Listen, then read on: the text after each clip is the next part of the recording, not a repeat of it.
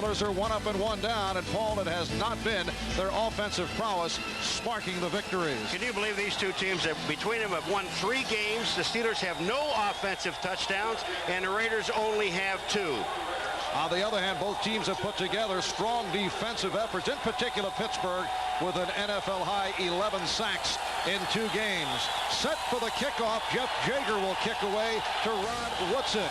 Pittsburgh won the toss. They will receive. Woodson coming in averaging 18 yards per kickoff return. It is a short kick, and it is taken by one of the Barry Foster, and he is swarmed under. Vance Mueller leading the attack. Cubby Brister last week against Houston, only 9 of 23. So the Steelers from their 15, Hodge and Worley are the running backs. A hole for Hodge. So Merrill Hodge, who coming into today had carried 19 times for only 20 yards, rips off 12. Greg Townsend, the right defensive end, making the stop. Back to the Pittsburgh offensive alignment. When they go to the extra receiver, you'll see Chris Callaway. This is called the spread in Pittsburgh terminology. Rookie from Michigan, Callaway, comes on as the 3rd receiver. It is a first down for the Steelers from their 26.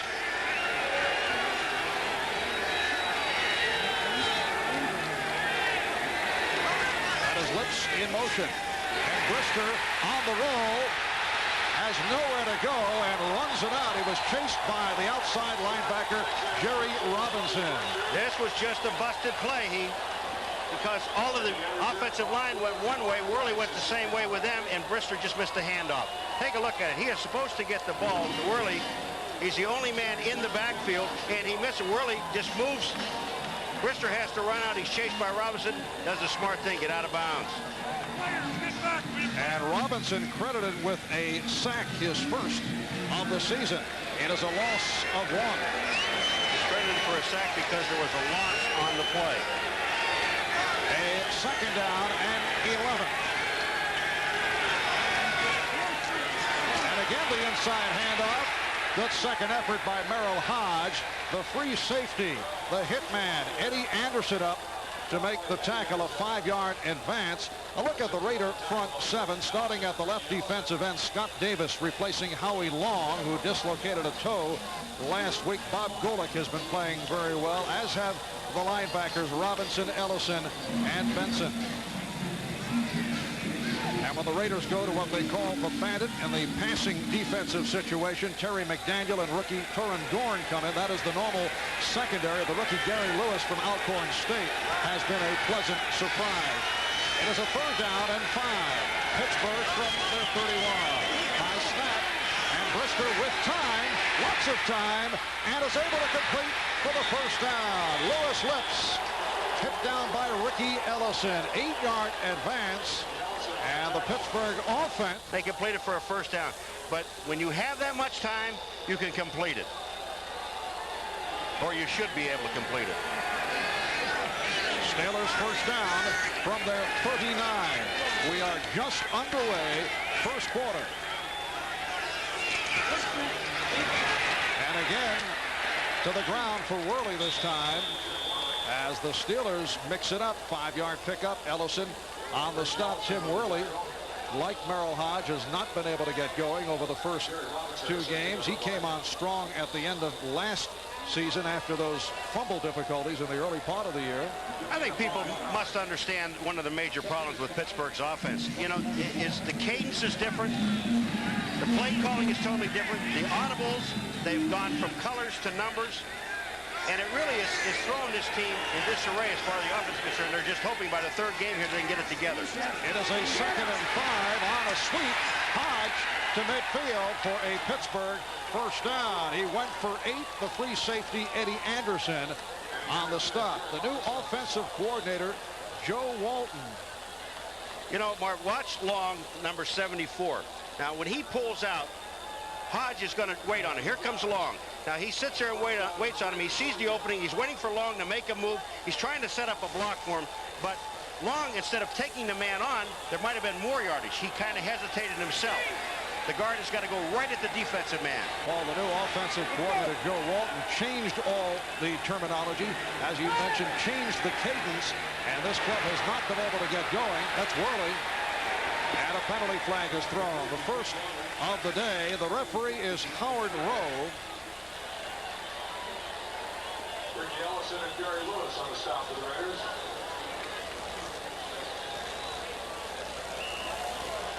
Now this was a screen just to the outside to Worley, and two of the offensive linemen got out there. It was set up perfectly.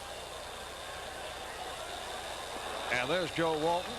After the final preseason game, Bubby Brister so frustrated with the way the offense was going that he met with Walton, begging him to condense the complicated new offense. The saying inadvertent flag, so no penalty. It's a 2nd and 2. The reason there was no penalty, they thought they had offensive linemen downfield, but they're allowed to be down there on a screen pass.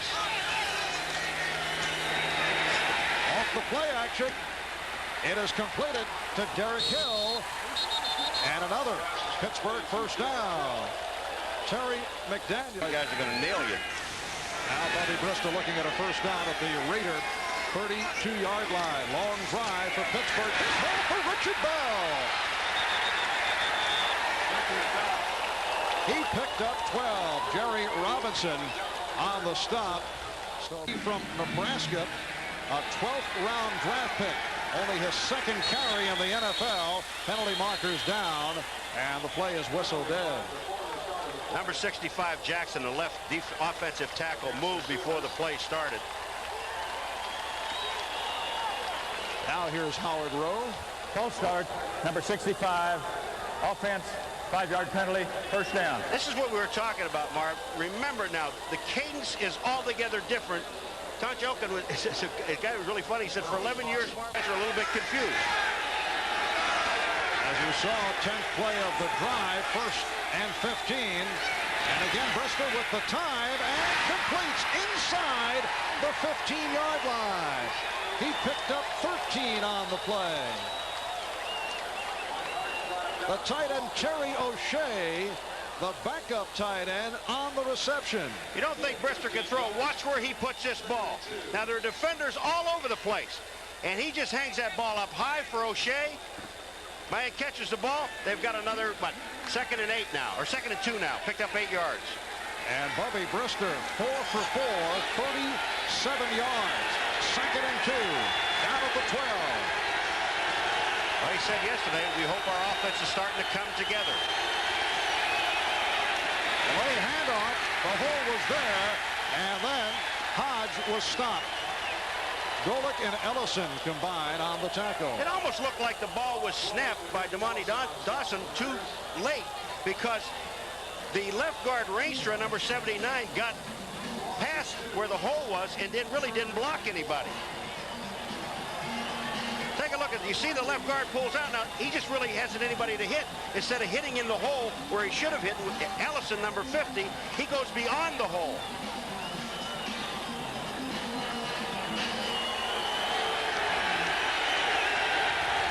Pittsburgh has had the ball right from the opening kickoff, so they've had it for 8 minutes. It's a 3rd down and 4. Brister throwing high and wide. A penalty flag is down. He had Hodge at the far side.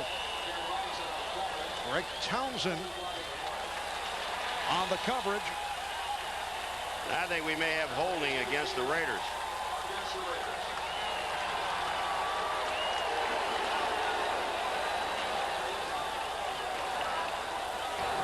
Defense, number 70, holding, 5-yard penalty, automatic first down. Scott Davis is the guy that was called, number 70, right on the top of your screen, to the right. Now here he comes here, and he grabs Hodge right here. Now the question is, does he hold him? Look at his left or his right arm. Yeah, that's holding. Now that's holding. Or a new dance step, I'm not sure which, but I think it's holding. So the Steelers from the 9 with a 1st and goal. And Brister adjusting at the line. Hodge picks up about 3. Merrill Hodge stopped by Scott Davis. last week against Houston. From outside the 6, Richard Bell is now split to the left. Lewis Lips to the right. And Brister goes left. Incomplete. Intended for the tight end, Mike Mularkey. Covered by outside linebacker Tom Benson. You know, down here on the goal line, and it really is difficult. You've got a tight end that's going out flat, and actually if he catches the ball, Benson's there, he really doesn't pick up anything, maybe a yard. That's not the play. Down here in the end zone, then you have two receivers that are going down trying to beat someone, and the thing you've got to do is run a crossing pattern down there where you confuse the defense a little bit. Look at that drive. The Raiders yet to touch the football.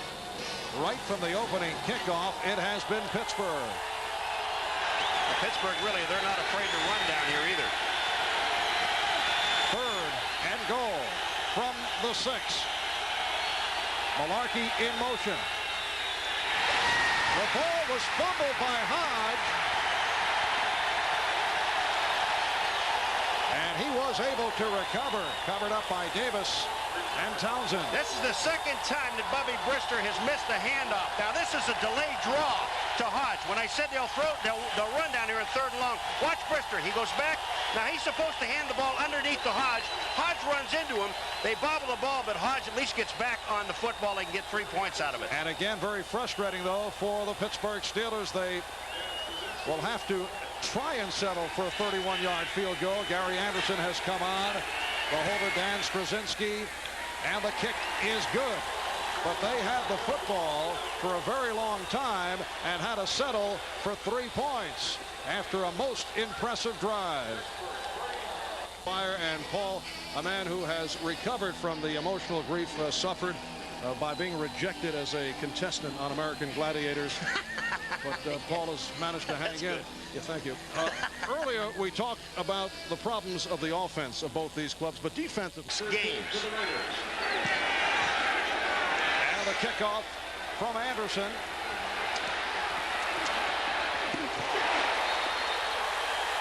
A hard hit issued. Gary Jones on the return. He went for 18 yards. And so the Raiders to the offense for the first time. Notice the Pittsburgh Steelers maintaining possession for a good portion of this first quarter and had to settle after that long drive for a 31-yard field goal by Gary Anderson. So the Raiders go offensively for the first time. Schrader had the time, couldn't find anybody, and now he does out of the 22, the tight end, Ethan Horton on the reception and hit by the left corner, David Johnson. So it is a short pickup. That Raider offensive line of Graves, Wisniewski, Mosbar, Montoya, and Wright. Hurry up offense being utilized here by the Raiders. It is a 2nd down and 6. Nice hole from Marcus Allen. Getting out to the 34, picked up 10. Free safety Larry Griffin on the tackle. Marcus Allen, the Raiders' all-time leading rusher, able to rip off 10 yards on the play. It is Allen and the fullback Steve Smith in the backfield. Willie Gault, Mervyn Fernandez, and the converted running back Ethan Horton at tight end. First down out at the 35-yard line. Change of direction by Smith, and picked up a couple as he is gang tackled. Carnell Lake, the strong safety, leading the charge. And in the passing alignment, what they call the TNT, Tim Brown checks in with the fullback Steve Smith checking out. 2nd down, about 6. Pittsburgh 3, LA Raiders nothing.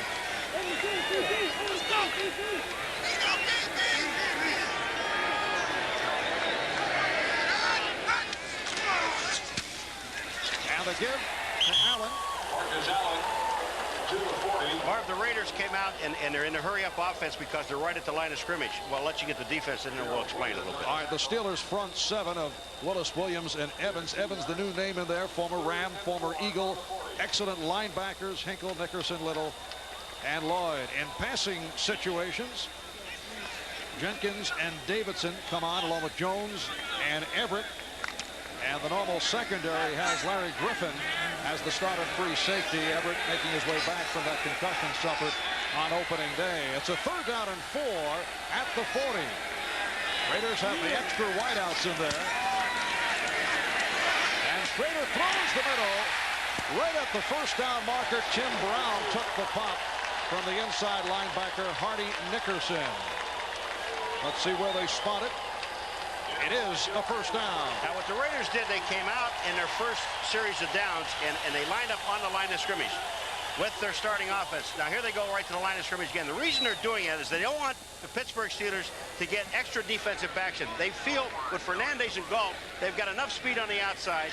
They want to get some one-on-one matchups, and this keeps the Steelers in their basic defense.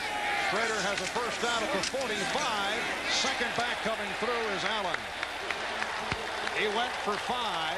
The nose tackle, Gerald Williams, on the stop, and the Raiders moving well on their first offensive drive of the day. Giants over Miami. Kansas City knocks off Green Bay. Chicago with a victory over Minnesota. These are the early games as we check on the 10-minute ticker. Cincinnati walloping New England. These are all finals. San Diego able to beat Cleveland. We'll get back to the scores in a moment. Another 1st down for the Raiders. Allen for 7 more. Stopped by the free safety Griffin.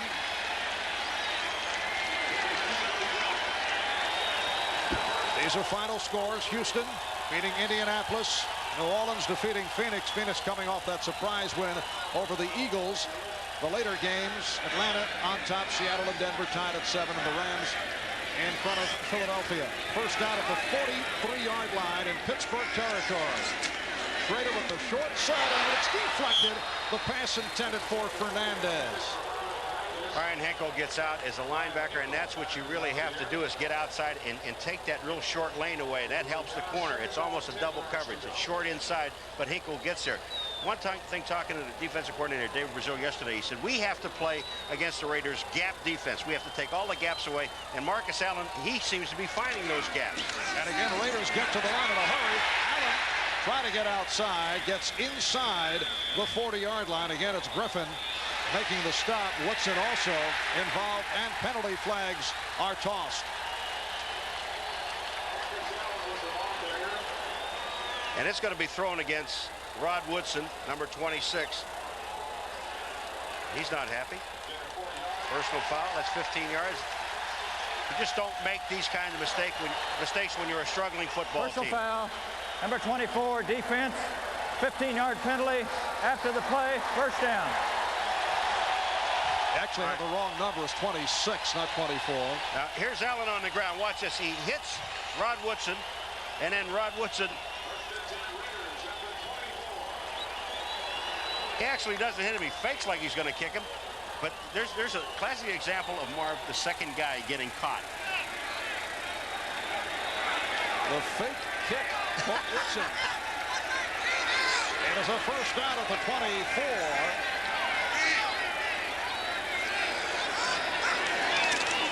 Off the pitch, Allen, and he is bumped out of bounds by Griffin. Larry Griffin, very involved on this opening series. Well, when you look into the offensive line with Uski, and you've got Mosbar and Montoya inside, then you got the left tackle Graves. Now watch what happens. This is a toss to the outside. What they try to do, the offensive line, is the seal. But coming from the outside is Griffin, number 22, and just makes a tremendous play by the safety. And the Raiders continue with the hurry up. 2nd down and 9 at the Pittsburgh 23. Allen is driven back by the nose tackle, Gerald Williams. So Allen has carried it 7 times for 32 yards. Hall of Famer Art Shell made it to the Pro Bowl 8 times during his 15 standout seasons as a tackle with the Raiders. Under Shell, the Raiders 7-0 here at home at the Coliseum. It's a 3rd down and 6. Time running down the quickie. 1st quarter, final seconds of the quarter. Penalty flags thrown.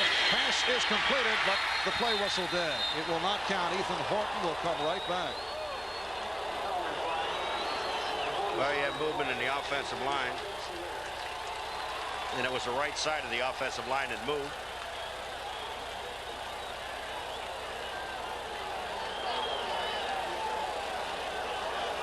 Quarter. This one whipping right by Pittsburgh 3 and the Los Angeles Raiders nothing. In the first quarter, Pittsburgh had the ball for only one possession. They settled for the 31-yard field goal. This is the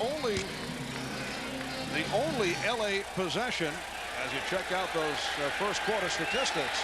How much there is it? And a quickie first quarter.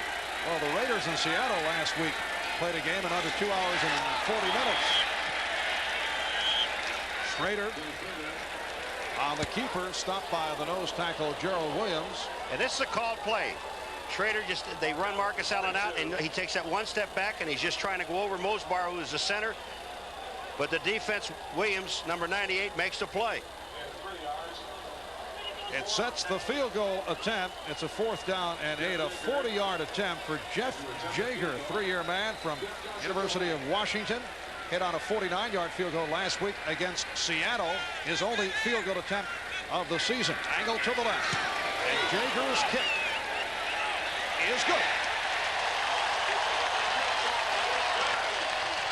Raiders and Steelers are tied at 3. We'll be back in a moment. Up a 6'9" point guard for today's activity. Irvin Magic Johnson. Run him across the middle. Let him go up for it.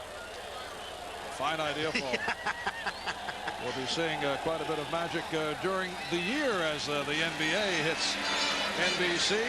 Woodson back for the kickoff from Jager. They'll take the ball at the 35-yard line, the Pittsburgh Steelers. Good field position. Spot the ball 30 yards from where it was kicked. First down. On the subject of the NBA next month, basketball is the focus when NBC. So the Steelers, with only their second possession of the day, start out from the 35. The game tied at 3. And as Tim Worley with a very short pickup, Bill Pickel, a man who has been set back by chronic back problems, making it back and making the tackle. It's very tough for a guy like Bob Golick to make a tackle when you're double team and they put Damani Johnson on him, number 63, and Terry Long, 74. Watch this. Here's Golick, 79 in there. It is very tough. He's holding his ground. He's holding his ground. You saw him yesterday. He looked good, didn't he? Yeah. At practice, actually following the rate of practice, we carefully observed Bob Golick in the process of taking an ice bath as you watch Hodge not able to turn the corner. Lionel Washington stringing him out.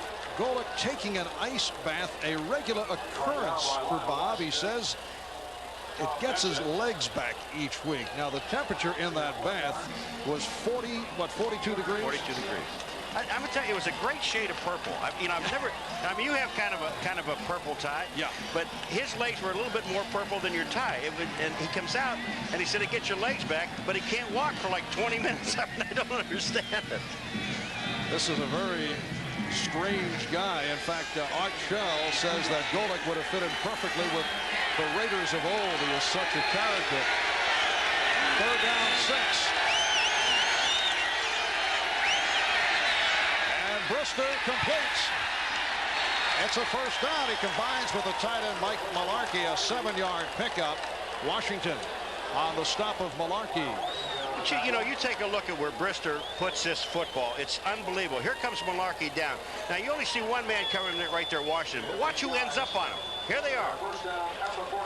He ends up in a crowd of about 4 people, and Brister hits him right in the hands. And that's twice he's put the ball up in the air because the backs are much shorter. Brister 6 for 7. On that first Pittsburgh drive, the offense actually accounted for 3 points, their first points of the 90 season. Merrill Hodge broke 1 tackle, but then was hit down by a combination of Townsend and Benson. Of the 23 points that Pittsburgh scored over its first 2 games, the offensive unit was not on the field for a single point. The only time Pittsburgh's offense was on the field during a score was last week when Houston sacked Brister in his own end zone for a 2-point safety. That's a great stat. I mean, I bet they really love that for an offensive stat. The only time they're on the field and scored it was at -2 points. 2nd down and 9. Pittsburgh from its 48.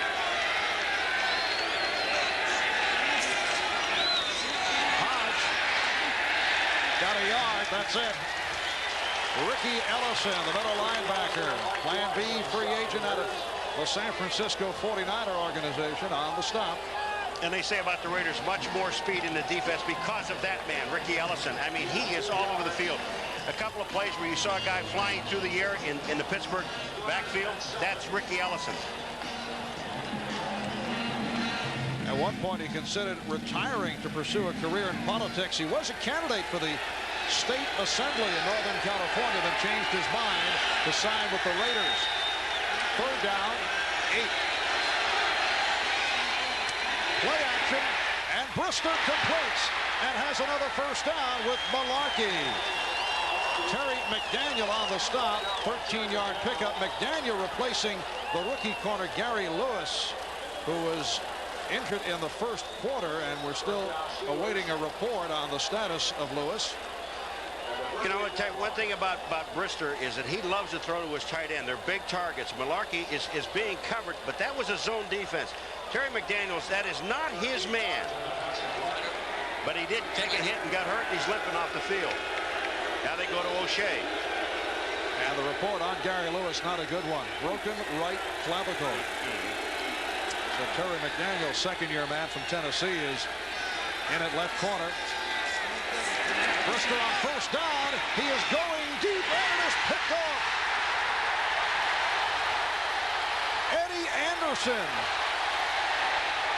on the interception.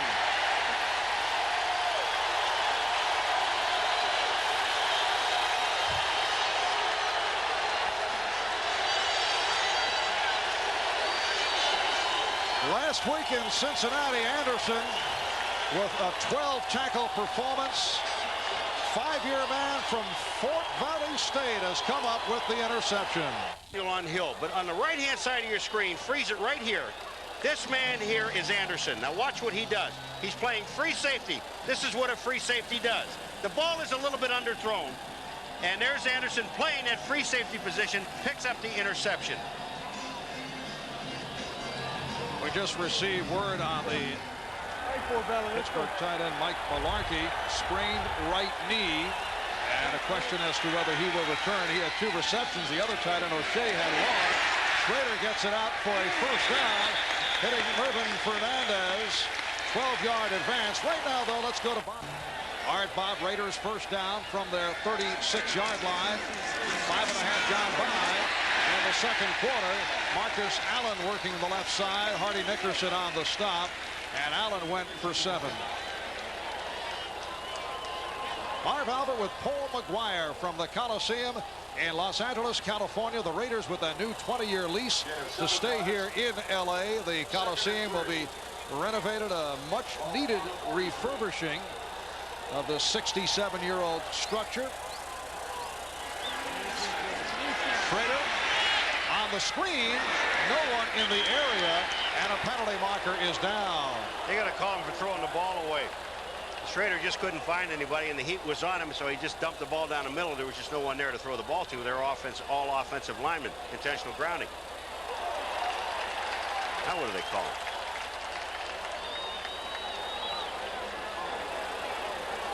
Referee signaled the wrong way. All right, let's listen to Howard Rowe. Illegal touching, number 65, offense, loss of down, brings up third down. That's illegal touching. All right, that's Max Montoya, the former Cincinnati Bengal, but I thought that Schrader was throwing the ball away. You know, looking at the top side, where you have Fernandez, number 86, and he's out there being covered by David Johnson, 44. David Johnson is giving him about 12 to 13-yard cushion. On the first play of this drive, Schrader threw the ball out to Fernandez. Here's Johnson. Fernandez, he's off of Fernandez about 12 yards. Take a look at that. That's open. It is a 3rd and 3. And that is short of the first down. Good tackle by David Little, the inside linebacker, to prevent Marcus Allen from churning upfield. And so the first punt of the day upcoming. Jeff Gossett checking in. Atlanta's up 3-2 over San Francisco in the bottom of the second.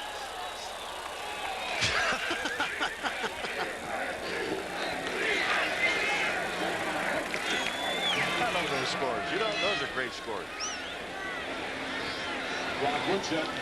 Ron Woodson, who last week against Houston returned a punt 52 yards for a touchdown, awaits the punt from Jeff Gossett, who punted only twice last week against Seattle. Gossett from his 30. And a short punt.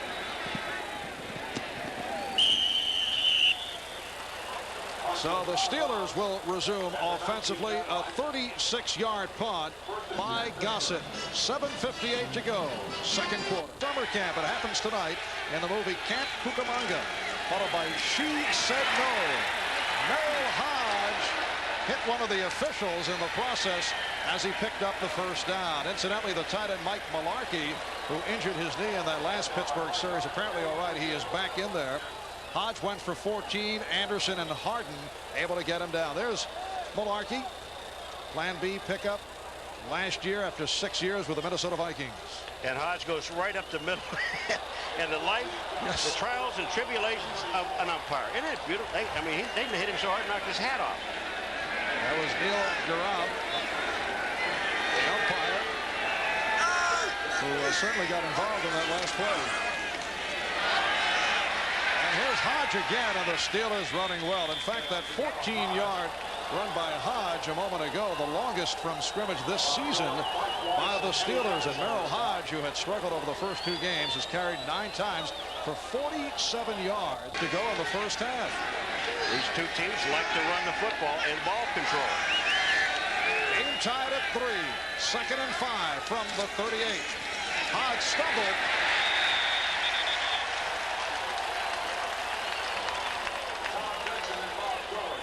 The guy to put the heat on was Townsend, number 23. When he comes across the line of scrimmage, and that's the guy that disrupts everything. Here goes Hodge. Now he does stumble, but Townsend, number 93, watch the penetration right here. And when he makes that penetration, he makes Hodge make the move to the outside. Once he does that, then Benson makes the play, number 54. But you know, when you look at both of these offensive teams, we talked about at the beginning how they struggle. In the top 46 receivers in the National Football League, neither one of these teams have one. In the top 20 rushers in the National Football League, neither one of these teams have one. 3rd down and 7 for Brister. Lips in motion. Brister throwing on the run. And let's see what the call is.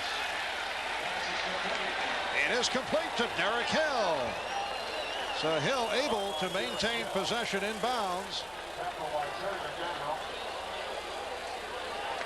When you look at it from the end zone, Marv, watch Townsend, number 93. He's the guy that puts heat again from the outside. Now, Piquel is trying to get upfield, number 71, but he's being held. And here is Hill, both feet in, has control of the football, and that's most important. That's what the officials look at, and it is a completion for a first down. Derek Hill last year hampered by a knee injury earlier in the season, then started the last 8 games and played well. And Bubby Brister is off to a good start. 8 for 10, 66 yards. An official timeout. Now they say the Steelers call it. We'll be right back. 75-degree day in Southern California. Pittsburgh and the LA Raiders tied at 3. 31-yard field goal by Anderson. A 40-yard field goal by Jaeger. 5:03 to go in this quick-moving first half. Pittsburgh first down from their 45-yard line. Hill in motion. Play action by Brister.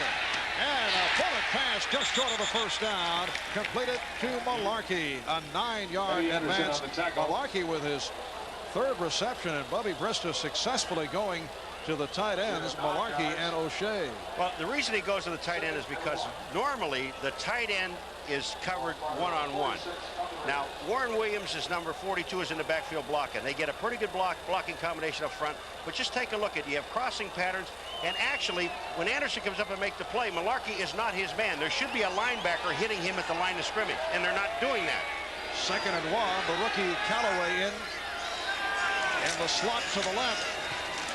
And it is Warren Williams gunning for the first down. Greg Townsend tripped him up. Warren Williams in his 3rd year out of Miami of Florida. 6th-round draft pick back in '88. Picked up the first down. For those of you who missed Bob Costas and NFL Live. Some of the headlines from today's program. Commissioner Paul Tagliabue said that he won't take any action at all regarding Bronco Clarence Kay's DUI arrest. Will McDonough reported that Saints quarterback Bobby Hebert is not part of a three-way deal involving the Raiders and the Cowboys. One of the names speculated as part of the deal, Steve Berline, who is inactive today. He was a holdout and reportedly has fallen out of favor here in Los Angeles. Louis Lips on the completion inside the 40-yard line, a 6-yard pickup. Jerry Robinson on the stop. Speculation continues concerning the future of Steve Berline. There he is. He was effective last year in taking over for Schrader, but Berline missed all of training camp in a holdout. Said to be on the trade block, and the name most prominently mentioned has been Bobby Hebert of the Saints. It really is a shame. Here's a young man that set out, and his agent kept the guy out of camp because it was a money thing. And then Schrader has done a pretty good job with his team. They're 2-0, and trying to get in this lineup is almost impossible. Second down and 4, and the ball bobbled. Raiders say they have it. They do. Raiders recover. Bob Golick on the recovery.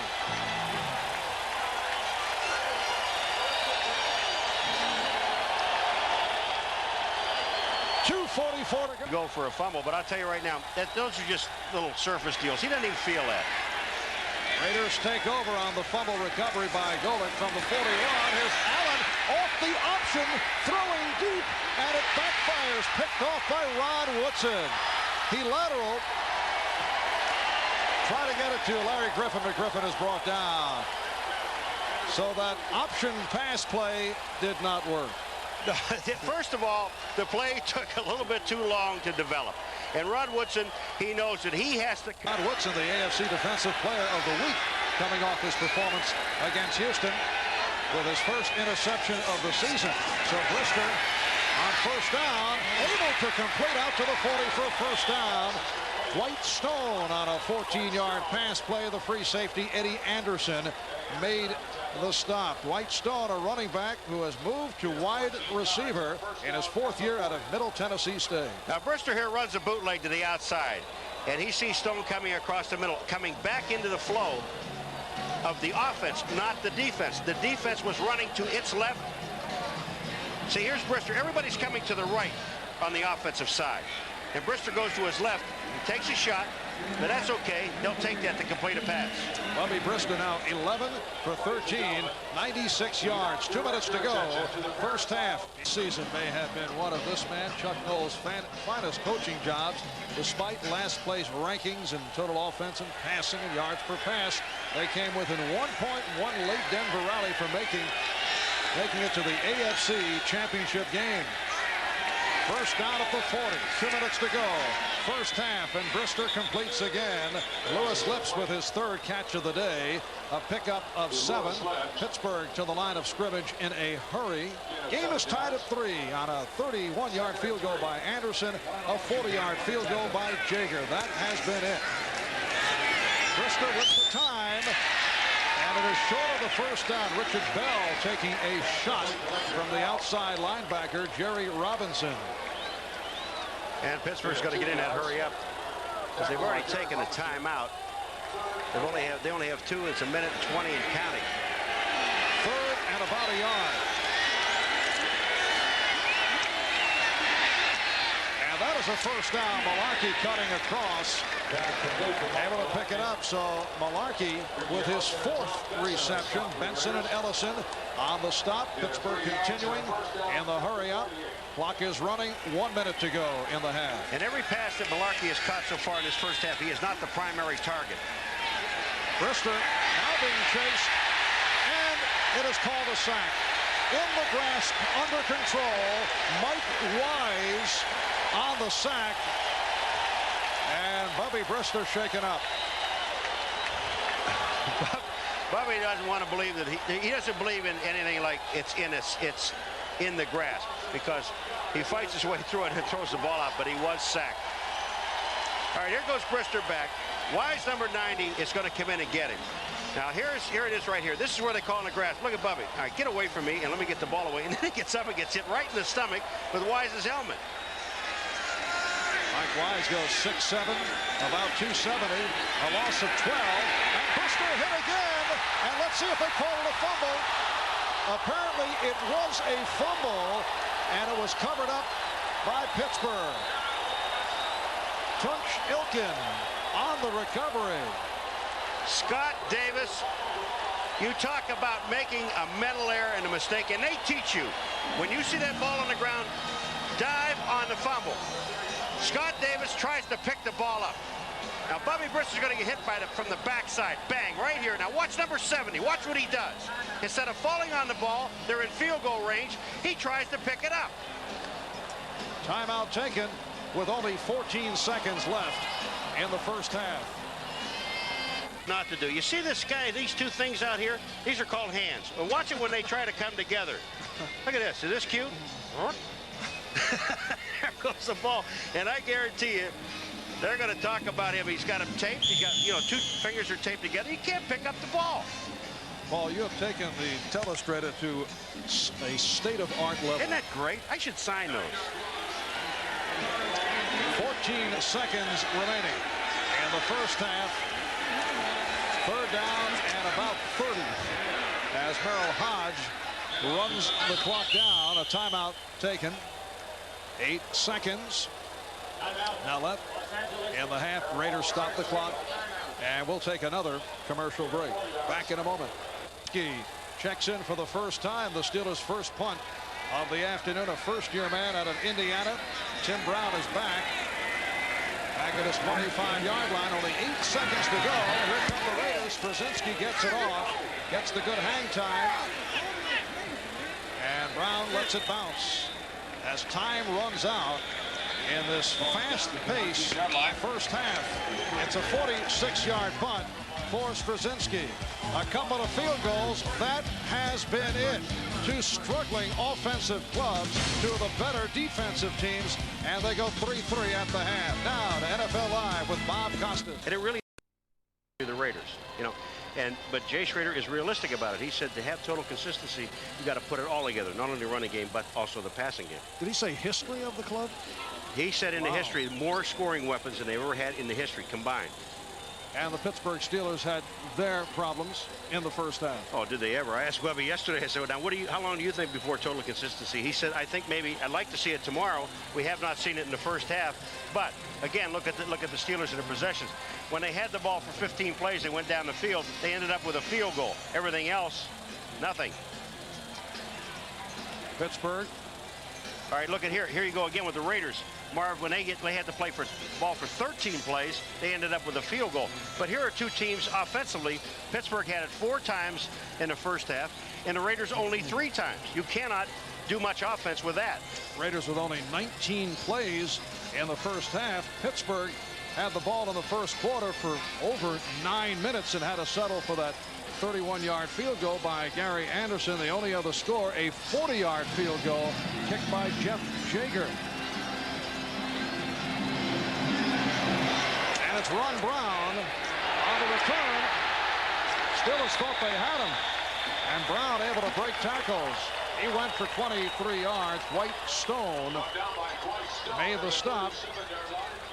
So the LA Raiders start out at their 37-yard line. Well, statistically, Brister with a magnificent first half, 14 for 16, 107 yards, but only 3 points to show. And Schrader 4 for 6. And that was it. Last week in the victory over Seattle, he threw only 17 times, 10 for 17. Jay Schrader has the quick set, the quick release, but has never been a touch passer. Strictly the strong arm. Now he goes short. That's a nice touch pass. Rick Bell on the reception, hit down by Rod Woodson. It'll set up a 2nd down and 3. Isn't it amazing, though, that you look at all of the offensive weapons we're talking about with the Raiders? You got Willie Gault, Fernandez, Grady, hadn't been in the game, Tim Brown, and you also have Marcus Allen and Smith. And then you look at the Steelers, they have Lips, Hill, Callaway, Stone, and they have, you know, here's 14 out of 16 for Bubby Brister for 106 yards. That's less than 10 yards of pass reception. And here's Schrader, 4 out of 6 for 22 yards. All they've been able to do is hit the short stuff. And Schrader again, short range. This time sideline has a first down with Mervyn Fernandez. David Johnson bumped him out. 15-yard play. Fernandez, a man who was drafted on the 10th round back in '83, chose to play in the Canadian Football League and was a major star in the '80s in the CFL. Last year, a banner season with the Raiders, 57 catches, 9 touchdowns. Had a 4-catch day last week. On the subject of Raider weapons, a fellow by the name of Bo Jackson will be joining this club probably October 21st for the game against the Chargers. Probably checking a week before. Fernandez, another first down on that hookup. Johnson on the stop. This one for 18 yards. They can play, Schrader and Fernandez can play catch all afternoon if they wanted to, because of Johnson, number 44, how far he plays off of Fernandez. Now look at Johnson. He's 10 yards off. Now he's retreating here. Fernandez goes across into the inside. Now I understand Griffin is there, but the ball is hit between those two guys. There's just no way to cover it. You cannot give him that much leverage. Willie Gault splits to the left side. And Mervyn Fernandez to the right. First down at the 24. Greg Bell. Hit down by Gerald Williams. Greg Bell, last week in Seattle, the Raiders' leading rusher, also scored the winning touchdown with a minute and 20 to play. In his 7th year out of Notre Dame, acquired from the Rams last June after going for 1,100 yards, 4th best in the NFC. Is Marcus Allen hurt? Because in the first half, he was running pretty well. I thought he was doing a pretty good job. We will check on that. 2nd down and 4. Archell does like to shuffle his backs. Used all 5 last week against Seattle. Pass intended for Fernandez. Covered by David Johnson.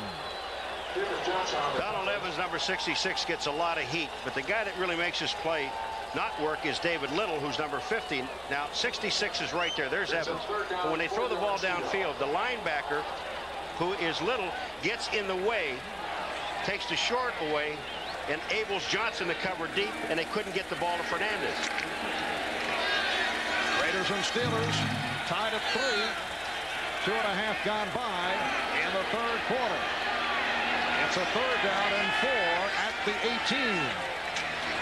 And as Bell battling for a first down, flag has been thrown.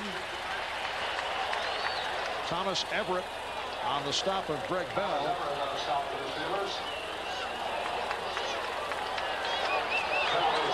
A holding call against the Raiders.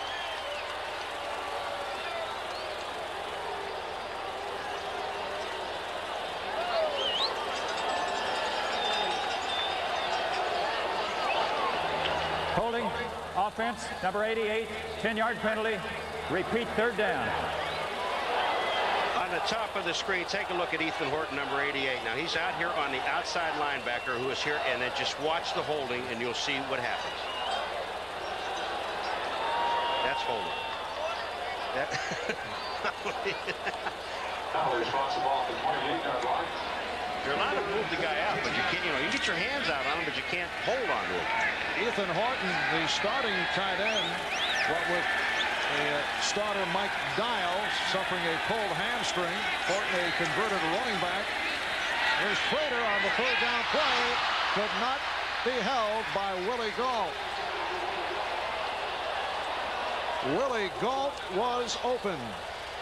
Well, this ball is thrown behind Willie Gault. This is a tough catch for anybody to make. And Willie Gault is coming downfield on Rod Woodson right here. Now watch when he turns in. Look where the ball is thrown.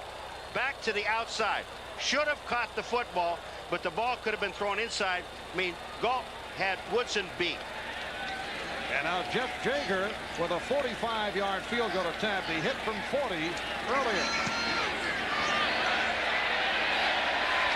And he has been on target from long range. He hit a 49-yarder last week, and today he connects from 40 and from 45. Motors dealer. Back at the Coliseum in Los Angeles, the kickoff by Jaeger carries out of bounds. Also, the Raiders were offside on the kickoff team, so the ball will be at the 35. Jaeger connecting on a 45-yard field goal to give the Raiders a 6-3 lead. So Jaeger from 40 and from 45. Anderson a 31-yard field goal for the Steelers. One of the things when we were talking to Pittsburgh about the offense and the changes. Now the changes were the audibles were changing, the wording is changing, the cadence was changed. But you want to know why there's some confusion? The offensive line, really, they're running some of the same plays that they ran a year ago, Marv, and all these years in Walton's offense. But the terminology is all different. So you're running the same play with different terminology, and now these guys have to think. And there's one thing a coach always tells a player: I don't pay you to think, I pay you to play. It is a first down at the 35. 83 Lips in motion. Brister on the short set has Lips. Oh, nice move by Lips to pick up the first down. Mike Harden, the strong safety, on the stop, a 12-yard advance. Let's check out the Hurts. Through 3 for Denver. First down at the 47. This is Merrill Hodge trying to go outside, could not. Merrill Hodge. Run out by the right corner, Lionel Washington. And also Tom Benson, number 54, the linebacker. That's just excellent pursuit to the outside, and that's a gain of about a yard. Hodge is trying to get to the outside. Not great speed, but good speed. And here comes Hodge. There's nothing inside the goal. Now watch it. You see Benson running him down here, and then here comes Washington in to make the kill. They pick up a yard on the play. Solid defense. On the subject of offensive coordinator Joe Walton, he and Bubby Brister have not shared similar opinions concerning the offense over the first couple of weeks, but Bubby, you get the idea, has pulled back somewhat. Now the hole for Hodge, and he gets across the 45. Rick Townsend, Mike Harden combining, 8-yard pickup. One thing about Hodge, I said he's not have great speed, but he's got excellent quickness. Watch him find the hole. Here comes Hodge. There's cross blocking. Demonte Dawson gets a good block, number 63. Rainstrow gets a good block, and then he just sees the hole and picks up about 8 yards on the play. And we have an injured Raider on the field. Mike Harden, the strong safety, is down. 5 minutes gone by in the third. Raiders 6, Steelers to go. On the sideline, replaced by Dan Land. Raiders have already lost a cornerback, Gary Lewis. Merrill Hodge gunning for the first down. Steelers feel they pick it up. Ricky Ellison tried to stack him up. Ricky Ellison with the initial hit. No indication.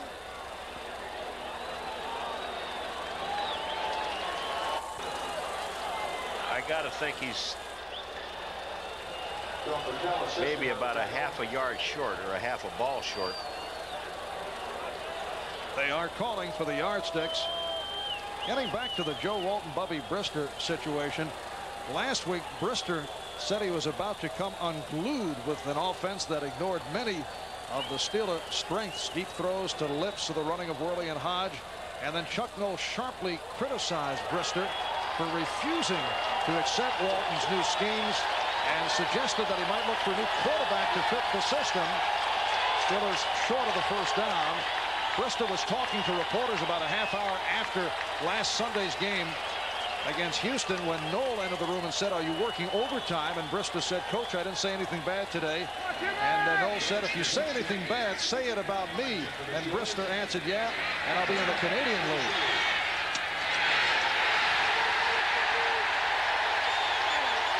Well, this is another time where you got to figure out where they mark the ball. The Steelers lined up in punt formation and then moved in and handed the ball off to Barry Foster, number 29. The question is, where are they going to mark this ball? I mean, he was drilled right at the line of scrimmage. It was Aaron Wallace, the rookie out of Texas A&M, who did the drilling, and again they call for the yardsticks. They only had half of the ball to go, and they picked it up. So the gamble paid off on a 4th and 1 at the 43.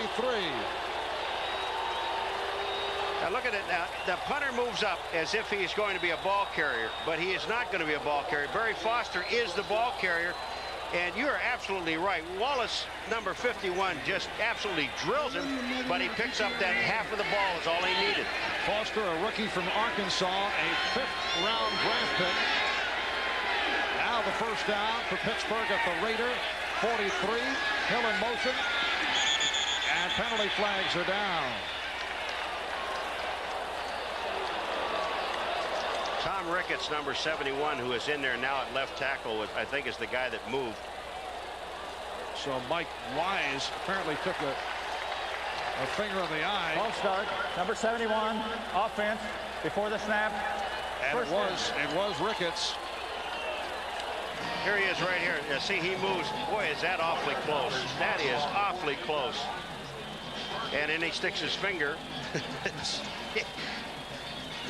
in the eye of Wise, number 90. He comes off. Steelers now have Ricketts and Ilkin at the tackles, Rienstra and Long at the guards, and Dawson is the center. 8.5 remaining. Third quarter. Raiders 6, Steelers 3, and it is almost picked off. Jerry Robinson had it diagnosed, could not hold on. You know, they're looking at this now. Is this a ball thrown behind? If this ball is thrown behind and the Raiders pick up the ball, they can go with, because the whistle really hasn't blown yet. He's going to call the Raiders with a catch. Worley comes back and makes the tackle, but I don't think Robinson had possession of the ball. But if that ball is thrown behind, that's a lateral. Worley makes a great play to come back to get Robinson. Here's the play now. Look where Bubby Brister is. Now he throws the ball. Now this ball was thrown ahead. Here's Robinson there. Now there's no way that he has possession of the ball. I don't see how the official could say, okay, they have possession. Never caught it. The only thing that they could call here is that the ball was thrown behind, but yet they blew the whistle. Now I don't know. The ball was being kicked around. They cannot give this ball to the Raiders. Here's the throw. Ball rules. Backward pass, recovered by the defense, cannot advance, but their ball first down at the spot. They're reviewing it. They are reviewing it. Who recovered the ball? They are saying the Raiders made the recovery on a lateral, and you can't advance a lateral because it is considered a muff. Well, if you look at where Bobby Brister throws the ball. Backward pass, recovered by the defense, but by rule cannot be advanced. First down. Here's Brister. He's throwing the ball at the line. Robinson is getting the ball over the line. Now there's the ball on the ground. But I never saw anybody go over until Golick. Here comes Golick, and if he touches the ball right there, he picks the ball up. He touches it, has possession. You know, there's the old veteran. All right, it's on the there's the old veteran. All right, it's on the ground. I'm still going to go pick it up. You never know. So the Raiders take over. It is ruled a lateral. Possession to the defense could not be advanced because you can't move. You cannot advance on the muff. And Schrader throws one high and far. Mervin Fernandez in the area. The coverage by Woodson and Johnson. Raiders 6, Steelers 3, 8:22 to go. What a heads-up play by Bob Golick, though. You know, there are players that just stop, and they don't do things. And here's Golick. He's just wandering around, goes down and grabs the football. Cannot advance it. Can't advance a lateral. Yet he falls on the ball and gives the Raiders the ball. Galt is to the left, and Fernandez right. Second down from the 37. That intended for Brown. Johnson covering Timmy Brown. He's made it back from knee surgery, suffered opening day last year, coming off the sensational rookie campaign. As a rookie, led the NFL in kick returns, averaging 27 yards per return. It will be a third down and 10 at the 37. Remember one thing about these Pittsburgh Steelers in their defense, they have not given up a rushing touchdown, including 4 preseason games this year.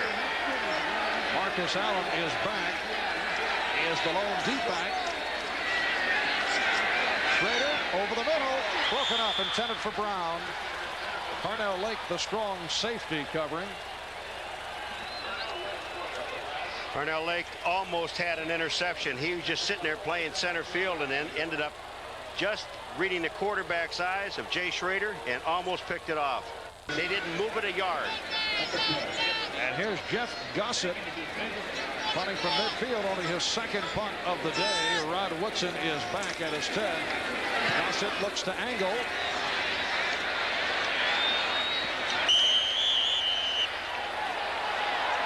It's a great kick. Let's see where they will mark it off. Gossett upset. It goes as a 32-yard punt. I don't know why he was upset, because they are spotting it at the 5. Well, he wanted it spotted at the 1.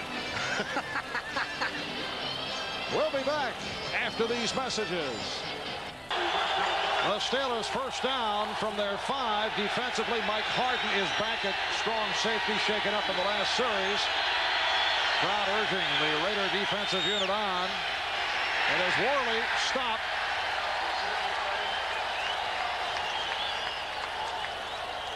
Raiders with a 6-3 lead on the Steelers. A couple of field goals from long range by Jeff Jager from 40 and from 45. Earlier, Gary Anderson on a 31-yard field goal for Pittsburgh. I was kind of surprised on that play right there. The ball at the 5-yard line with Brister, and they have been moving the ball that well. You see a bomb being thrown, something downfield that lifts, as he's got one-on-one coverage on the outside on Lionel Washington. Hodge and Worley are the running backs. And again to the ground, it's Hodge for a couple. Phil Piquel with a good low tackle. There's really no place to go in that defensive line, and they're still trying to trap down by the goal line. You'll see Hodge. Now you see the cross-trapping, but what happened on that play is Reinstra runs into the center. Number 79 runs into Demonte Johnson, number 63, and he couldn't get over to make the block. And Piquel makes the play. I always wanted to call him Pickle. Feel free to. No.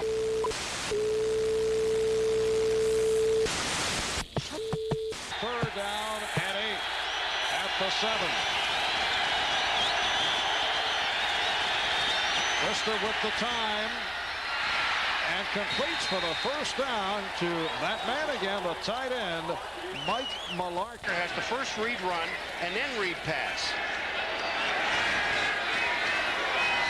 Pittsburgh first down from their 16. Hodge stopped up the line. You want to see the confusion? Watch Reinstra, number 79, the left guard. Now he doesn't even get out in front of the play. Watch where Hodge ends up. There's Reinstra there. Hodge goes excuse me, I'm sorry, but I saw him not be there. He gets knocked out by Worley, number 38, never gets into the play. There's confusion in this offensive line.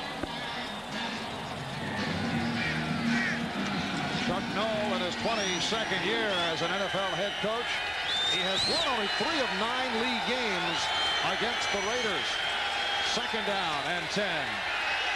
Brister could not find anyone, then jumps over the middle. Mularkey again, this time for 8. Robinson on the stop. This is very similar to the offense Joe Walton had with the New York Jets, in which the tight end Mickey Schuler was the man who was able to come up with big numbers as a receiver, and Mularkey is doing it here today. But again, Marv, that Mularkey is not the primary target. He's not even the secondary target. He's a tertiary target. You hear that? Yeah, I got that. Would you say that again? I've been practicing that since last night, I swear to God. But he's really not, he's the guy that ends up with a linebacker, Dave Robinson, trying to cover him, and that's where Bubby Brister's dumping the ball. Brister has hit his last 10 pass attempts. Make it 11 in a row as he has another short-range pop for a first down. This time Derek Hill on the reception. Terry McDaniel with the tackle. All right, there's Hill on the top side, Terry McDaniel. Now watch the room he gives. He's not going to give the long ball, but they only needed 3 yards. He's playing too far off. Now you want to know why this game goes so fast? Now, Hill goes out of bounds. But outside of 5 minutes in the fourth quarter, when the ball is spotted, the clock now starts. And you can see the clock moving there. That's the rule this year. That's why the games go faster, and that's why teams don't get those extra 10 or 12 plays.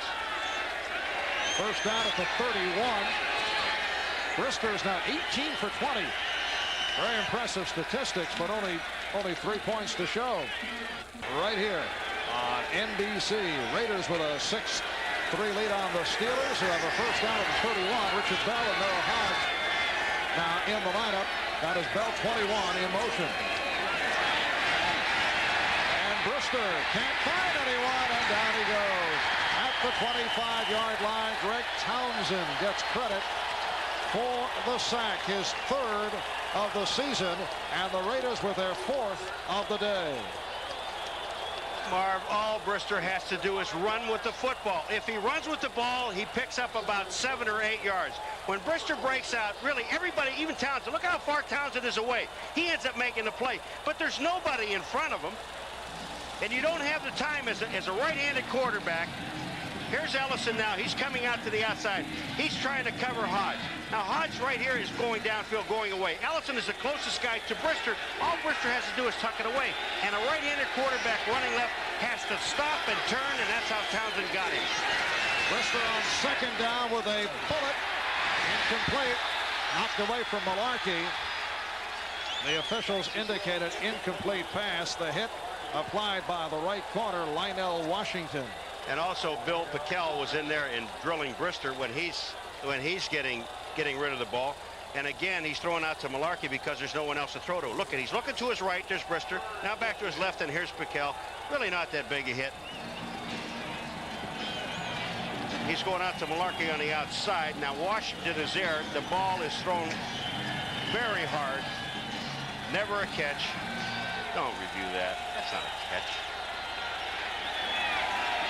Well, they are calling for a review. Well, we know it's not a lateral either. Yes. Very good, Paul. Bobby Brister's streak has concluded. He completed 11 in a row. Well, if they give him this completion, that's 12. All right, here it is. Now watch Malarkey. Bang, the ball comes out. He doesn't have possession. He doesn't have any possession. And again, if he give him possession, when he hit the ground cannot cause a fumble, so it would have been his ball with a completion anyway. Now that we got that cleared up. And the instant replay people are now satisfied that it was an incompletion. It is a 3rd down. 3rd down and 20. Brister. Aaron Wallace, the rookie from Texas A&M, with his 2nd sack of the day. Raiders now have 5. You've got Wallace making the sack, but what you're trying to do in a play-action situation is have Richard Bell, number 21, who is a halfback, trying to block a linebacker. Richard Bell weighs 200 pounds, I understand that, but watch. Here's the play action. Bell comes out, and he tries to block Wallace. He didn't even make it a good attempt at it. Hodge was also there. Neither one of them blocked him. Tim Brown waiting for the punt from Dan Straczynski.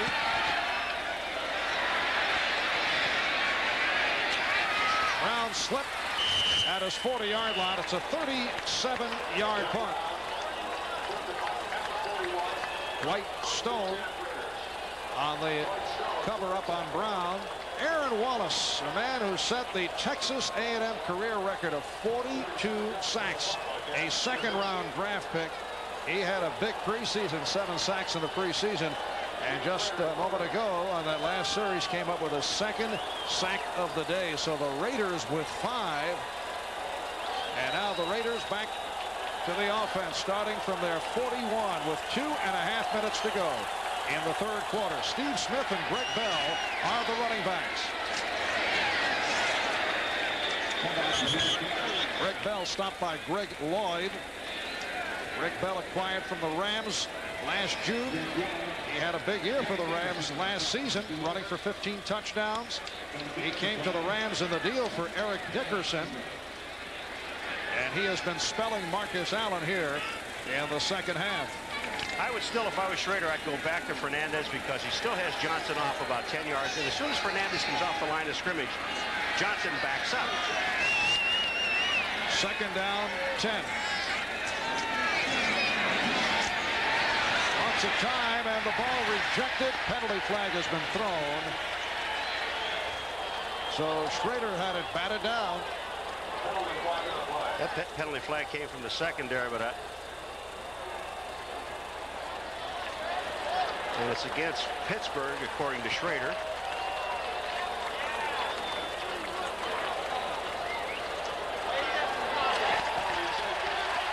And Jay Schrader is correct.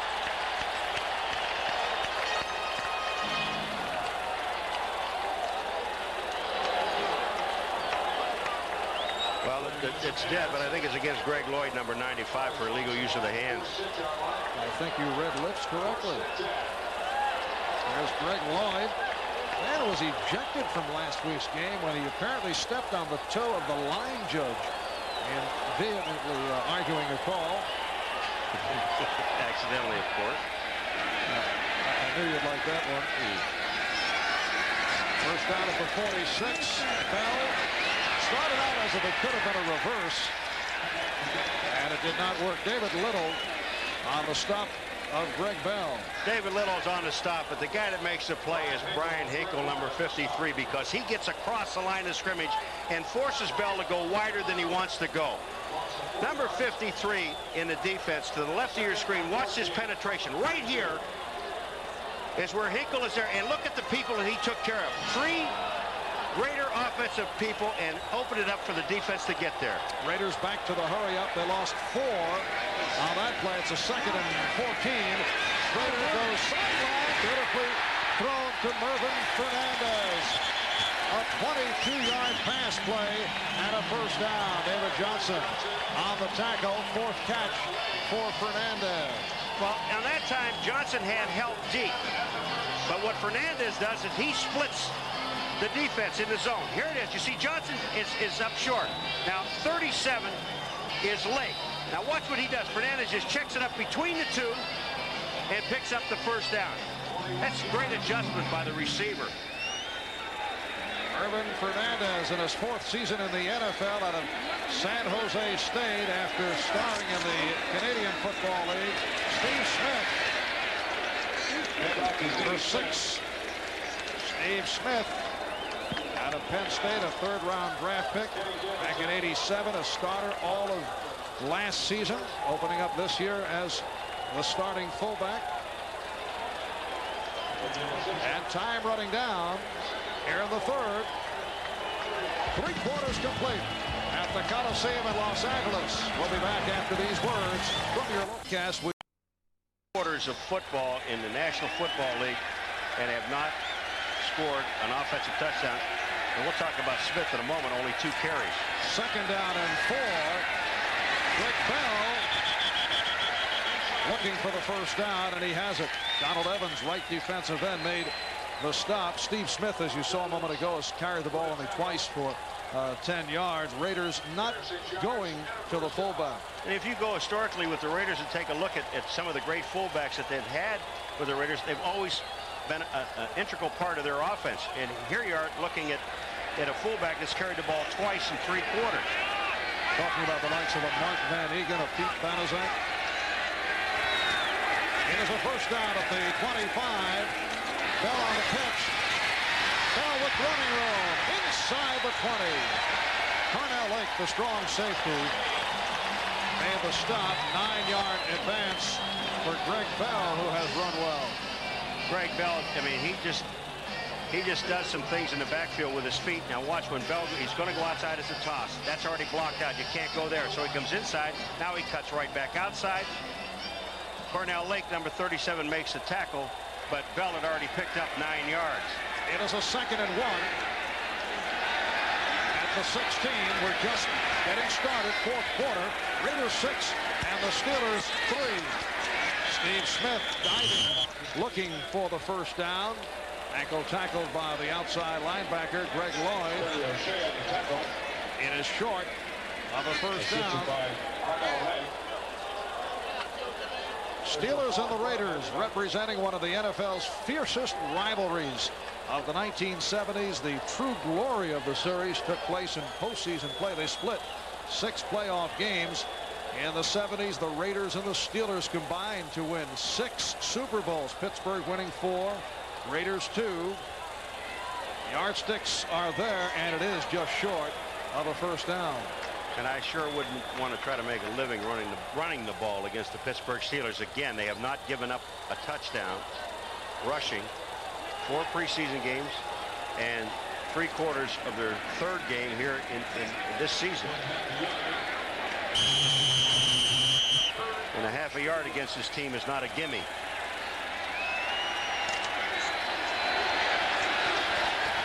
Third down and inches.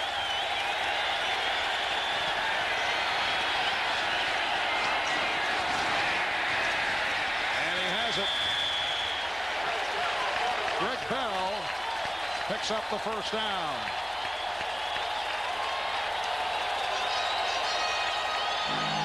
Los Angeles Raiders come in at 2-0, beat Denver here 14-9 last Sunday. They rallied to come from behind twice in the 4th quarter. They won at Seattle 17-13, and both were bruising physical games. Jay Schroeder telling us that he felt that Pittsburgh's defense might be the most physical in the NFL, but he was surprised that Seattle was so physical. Well, that rivalry, and it's in that division too with Seattle. They don't have much of an offense, and they're really struggling. Play action. Schroeder throws for the end zone, overthrows. He saw his man Willie Gault was covered and threw it away. Don't you have the feeling, though, that if the Raiders put a touchdown on the board, which would put them up 13-3, that the Pittsburgh Steelers probably will not be able to get back in this ball game because they have not been able to put their offense together. Here's Willie Gault now. He's going down, and he's going all the way across field. Woodson's there, and he just turns around and releases him to Everett, and there's double coverage downfield. There's no place to throw the ball except into the end zone and out of it. 2nd and 10 from the 13. Schrader 8 for 16, only 82 yards.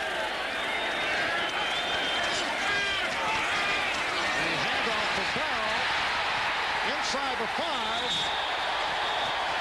Flag is thrown as Carnell Lake prevented Greg Bell from turning into the end zone.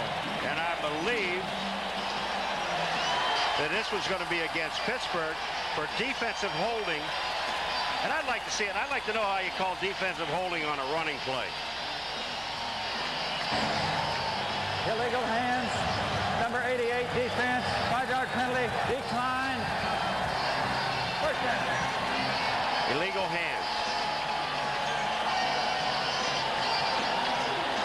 It must be 98 Gerald Williams because there are no other 8s on that field. Yeah, he had an 88 as an offensive player. 88 is Chris Callaway, so apparently he meant 98. See 98 Gerald Williams right in the middle of the screen. Now you cannot get your hands into the face mask of the offensive man. It's not illegal holding. It's just you cannot put your hands into his face mask, period. It sets it at 1st and goal at the 1.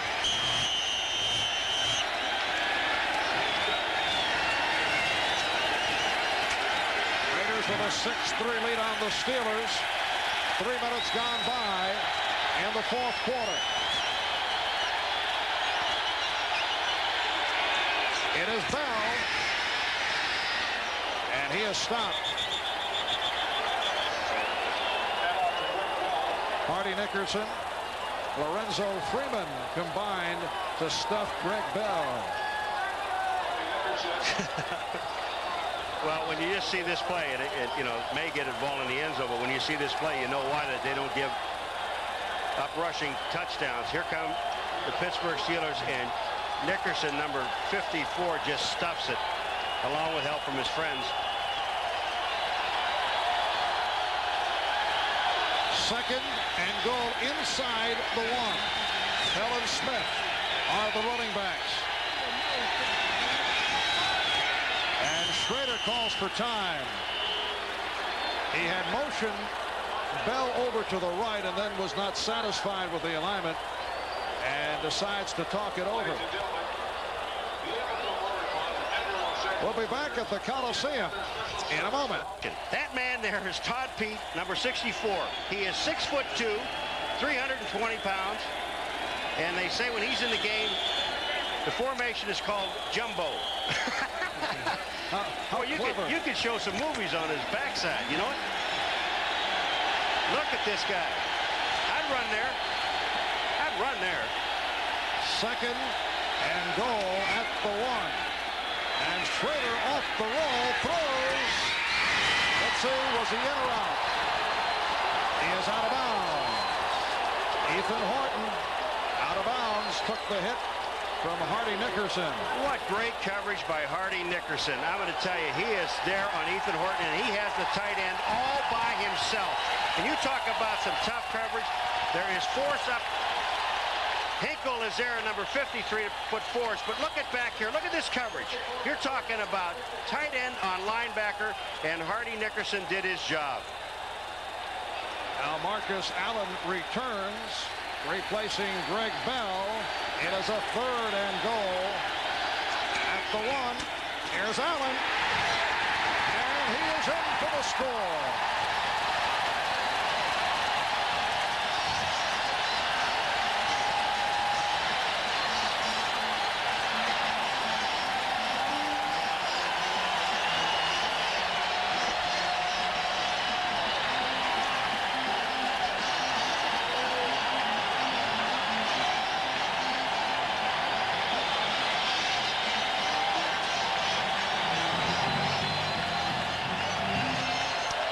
Marcus Allen checking in to replace Greg Bell, and he took it in.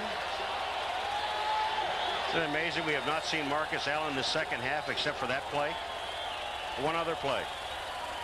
Point after by Jaeger. And the Raiders take a 13-3 lead. Marcus Allen's going to go over Mosbar, number 72, who is a center, and also Max Montoya, the right guard, number 65. And he just slams into the end zone. Marcus is a tough player. Watch this. Watch Marcus take this ball and just slam right up the middle. I mean, he is met by Hardy Nickerson right there, number 54 at the line of scrimmage. But he gets through.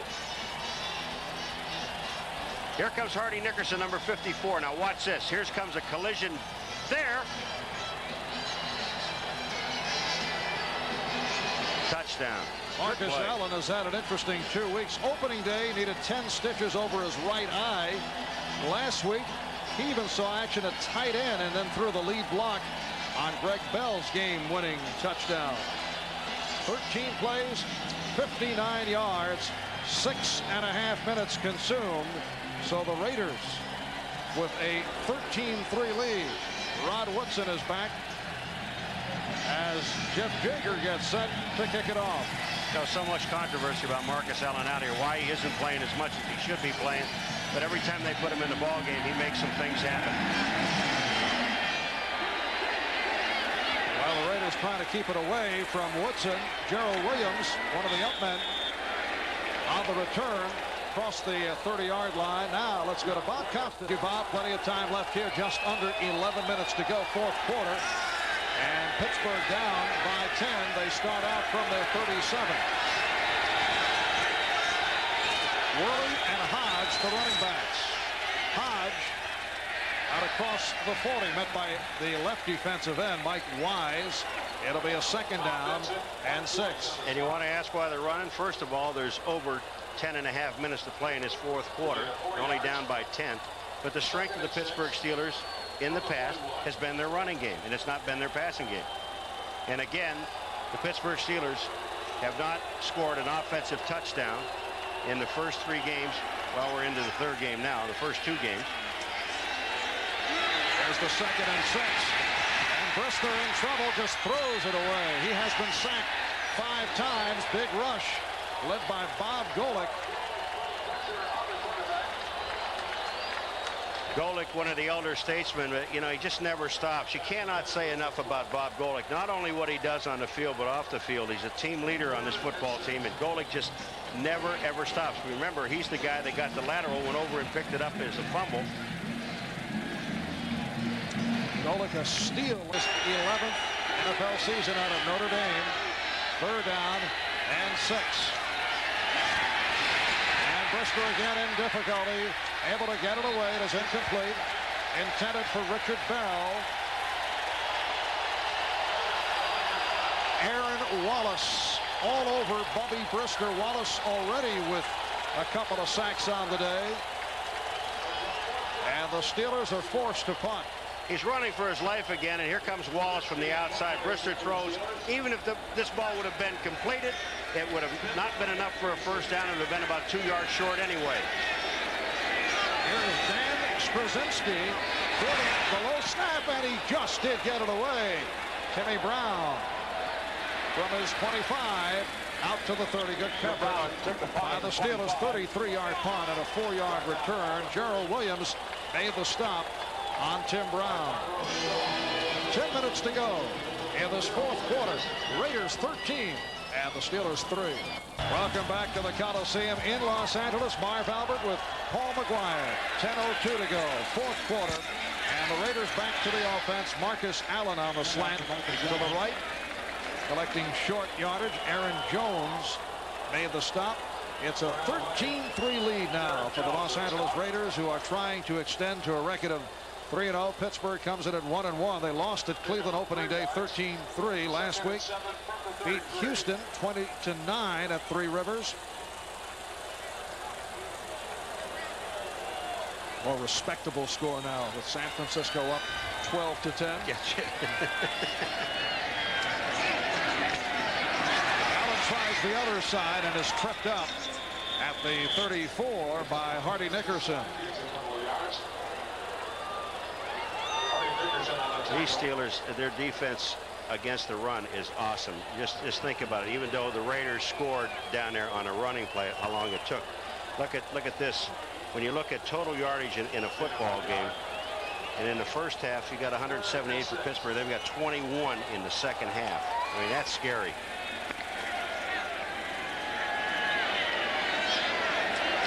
Third down and 6.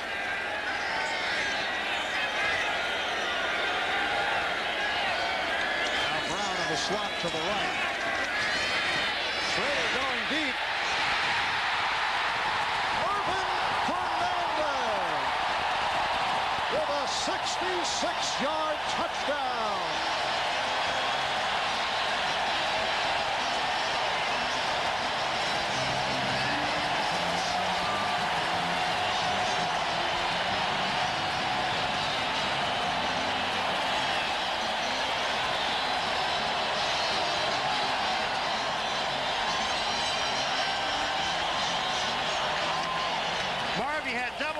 On the outside, he had a short man and a deep man. He had Woodruff 49 out there and Griffin number 22. Look at Woodruff. Now he's the short guy. He's supposed to release them right here to Griffin.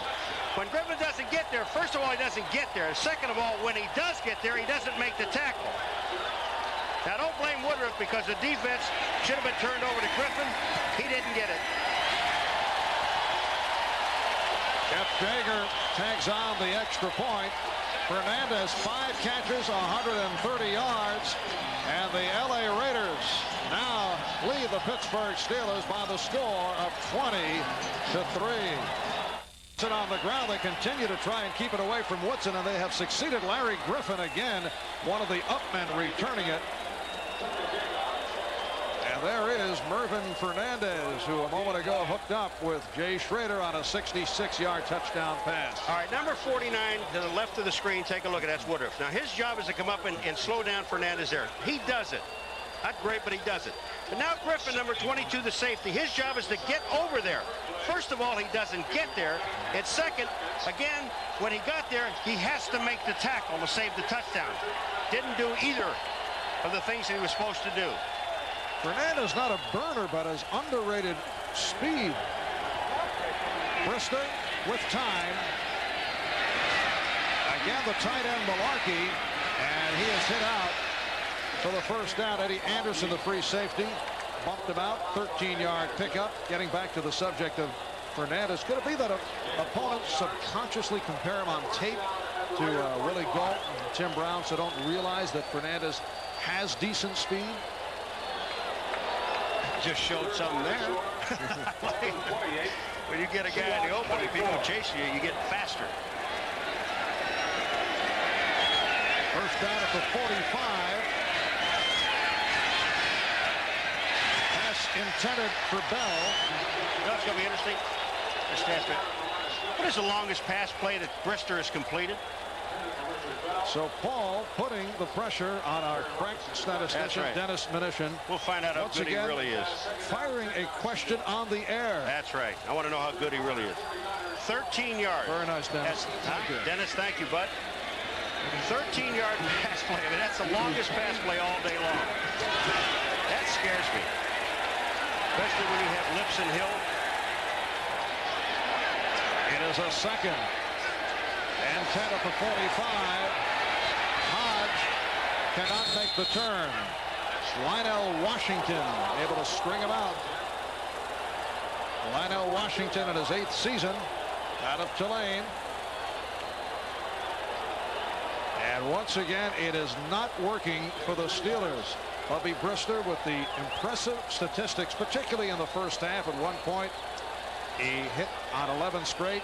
Offensive coordinator Joe Walton has not been able to get this club going. And it doesn't make any difference if Bubby Brister runs out of bounds or not, because out of bounds, as soon as the ball is spotted, the clock stops. You can see it. You need first downs, not stopping the clock. It is dropped by Bell. Bell covered by Benson. A penalty marker has been thrown. And I just have to believe anyway that the Pittsburgh Steelers, no matter what happens, they're in, well, this is a penalty against Pittsburgh, but I still think that they're in 4-down situation all the time now. I mean, there's just no way they can afford, well, if they refuse the penalty, it's got 3rd and long, and they're going to kick the ball away. Number 84, penalty decline, brings up 4th down. Call against the tight end, Malarkey. Malarkey up on the top of the screen. Here's the tight end. He's coming down. Now, again, you have that much right. But see, I don't see where that's offensive pass interference. He's going down, but the defensive man has the right to the position. Straczynski punting. Angles it. And it carries in. White Stone could not handle the tricky hopper, so they'll bring it out to the 20. Stone was trying to chase it down. Well, tomorrow night, you can become a join Marcus Allen in the backfield. As the Raiders start from their 20, they have a 20-3 lead. It is McCallum. Only his 2nd carry of the season. He's back with the Raiders after spending last year on San Diego's military reserve list, originally drafted by the Raiders on the 4th round. I'll tell you one thing about this Pittsburgh defensive football team. They are tough. They are together.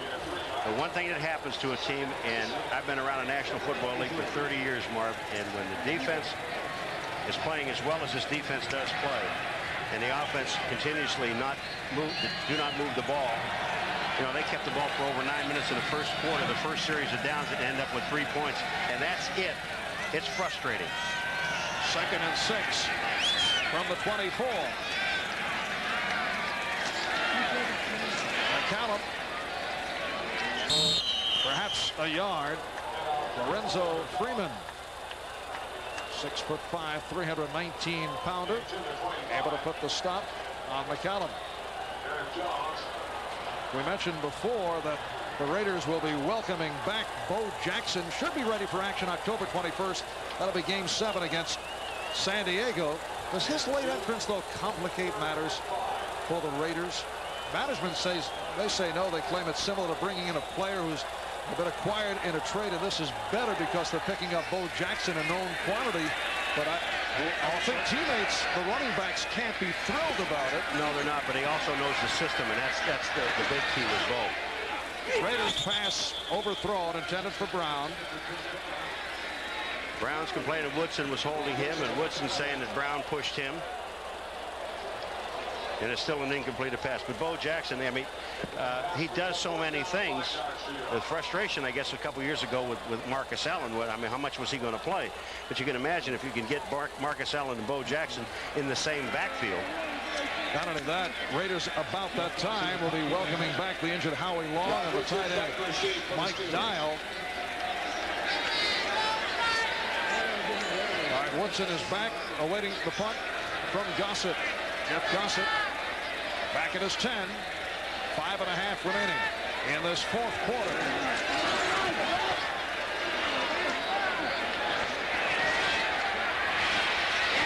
Again, the good coverage by the Raiders as Woodson was cut down by Aaron Wallace, who has had an outstanding day. A 43-yard punt, only a 4-yard return. Next Sunday. Back from anywhere offensively. Trying to think of his it is incomplete. Converted baseball players out there. Pass intended for Merrill Hodge. All right, Bob, Will, and O.J. It's a great group in it. Getting it underway at 12:30 Eastern Time next Sunday. You ever see the close-up of Bob? He actually dies. And when you see him in person, they're beautifully blue. And Brister unloads deep. Overthrows Derek Hill. Bubby Brister at one point hit 11 straight. He is now 1 for his last 8. Well, it's very difficult to be that accurate when you're throwing deep when it's only the first time you've thrown the ball deep in 55 minutes. I mean, in a ball game. And look at Hill. Hill just splits the defense. He is in for a score, but the ball is about 2 yards too far. Good route by Hill, good read by Brister, and the defense didn't play it very well. It is a 3rd down and 10 from the 41.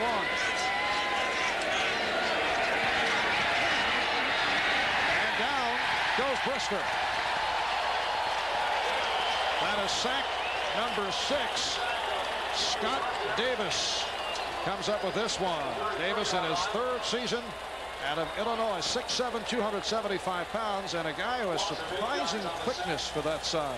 Well, he was on the ground, actually, and Brister runs into him. Davis, you'll see, is laying on the ground right here, and Brister doesn't see him, so he runs into him. If he was standing up, Brister might have been able to avoid him, but he runs into the man laying on the ground, makes a sack from on his knees. Brzezinski running to Brown. And here's Timmy Brown. So that is the best return of the day. Carnell Lake made the tackle, 37-yard punt, and a 40-yard return by Tim Brown. Here's Brown. Now watch what he does. He gets some excellent blocking, but as soon as he sees that quick hole, he is gone. The punter, Brzezinski, is there, but he has really no chance. And if it isn't for Lake, it's all over but 6 points. Here he comes again. You see how quick, when as soon as Tim Brown sees that hole, now he's through it. He's beyond 10 of the defenders coming down the field. Lake actually comes back and makes the play.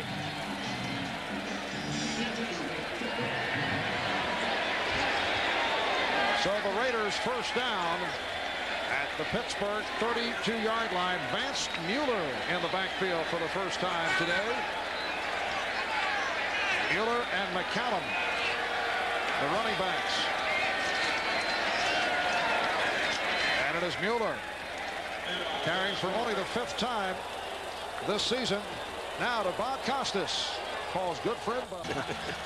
Bob always has a way of capturing matters. Just under 4 minutes to go in the 4th quarter. It's a 2nd down and 6 for the Raiders. Again, it is Mueller.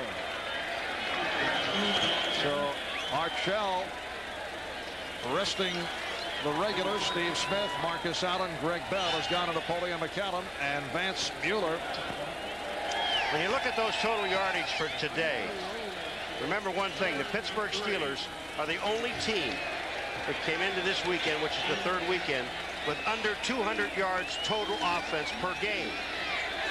And you cannot win football games with less than 200 yards rushing and passing. And that's total yardage in a game.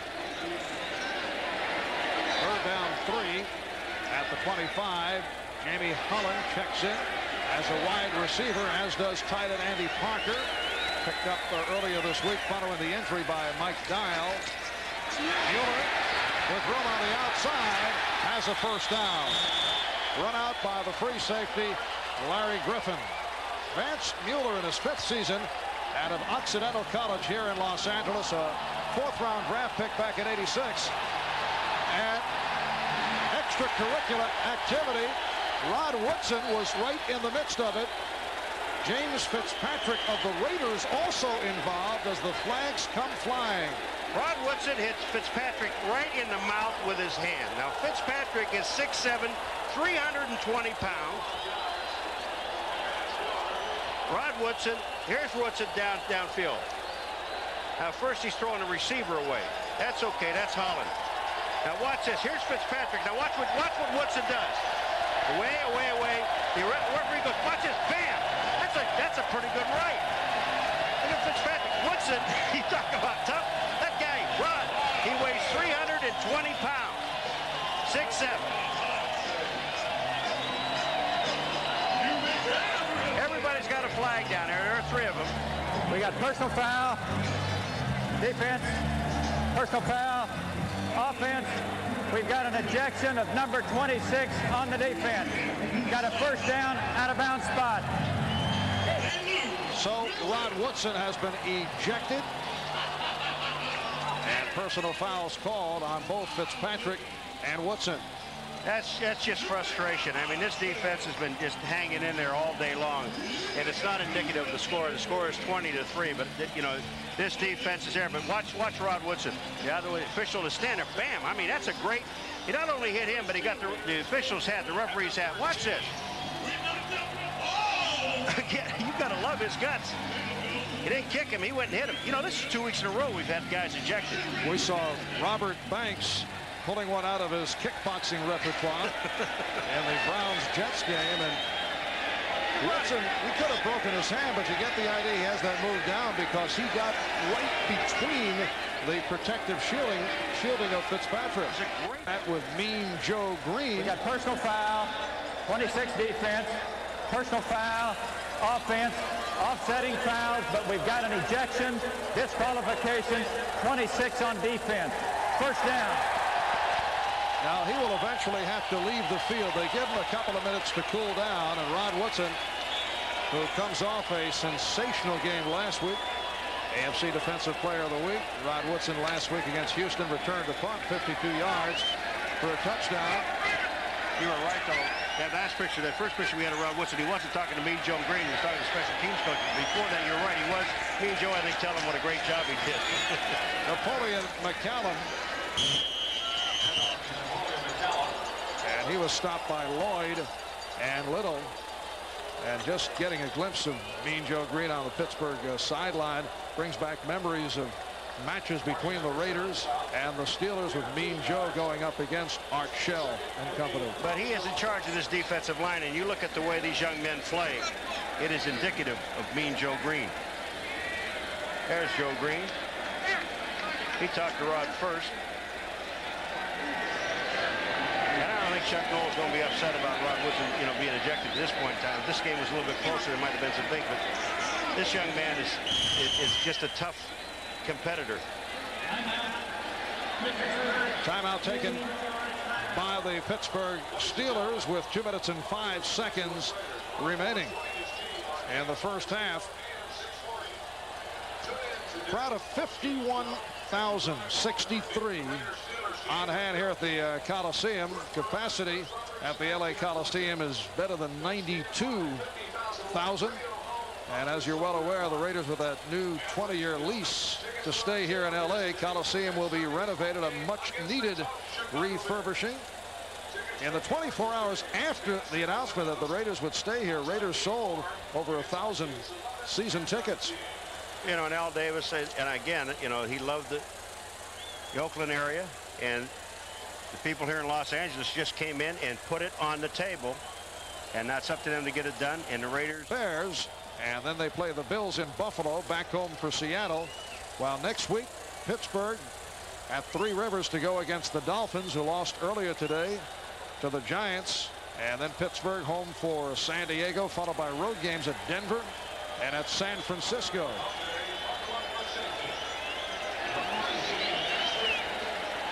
A look at next Sunday's schedule. It gets underway here on NBC, starting with NFL Live, 12:30 Eastern Time.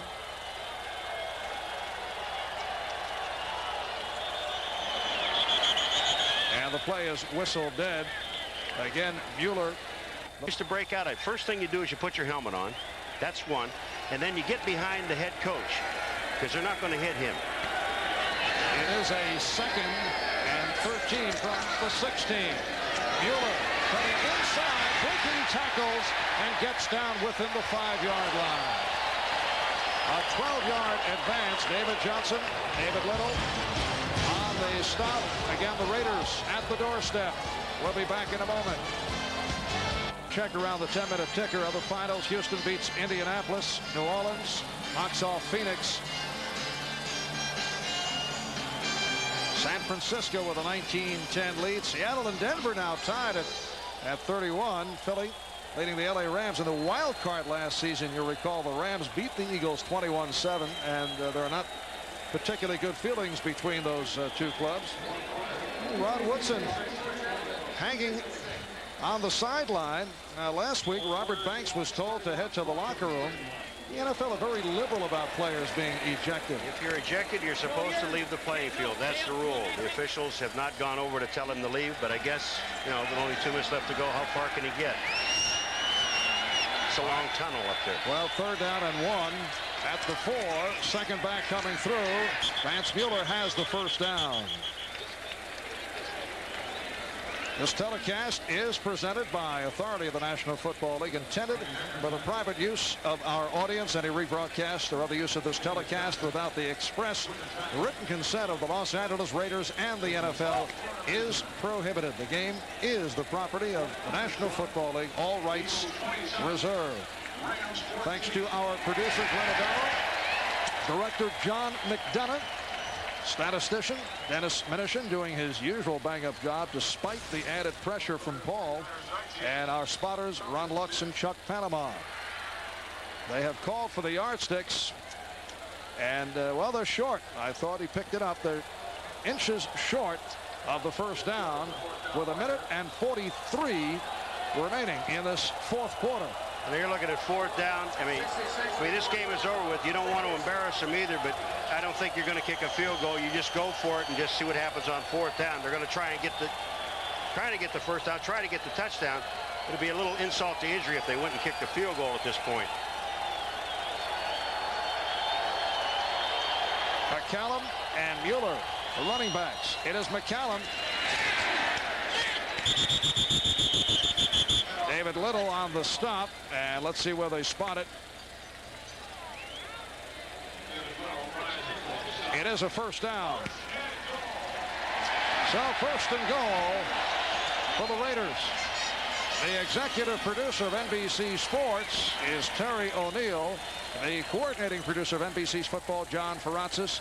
Today's game produced by Glenn Adamo, directed by John McDonough, associate director Doug Brabert, production associate Jenny Huber, technical manager Steve McQueen, production managers Carl Geller, Tim DeKime, and our technical directors Mike Skrimiski and Richard Sansevere.